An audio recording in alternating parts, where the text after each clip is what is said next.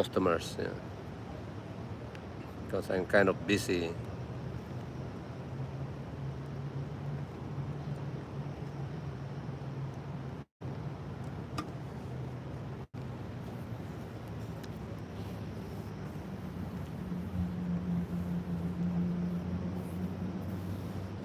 Just what you do is first is like not live stream. You have to create videos to get some subscribers.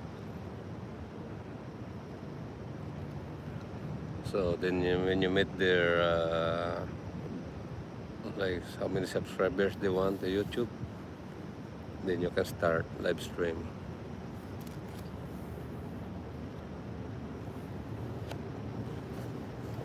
Yeah, when you're just starting, you can't.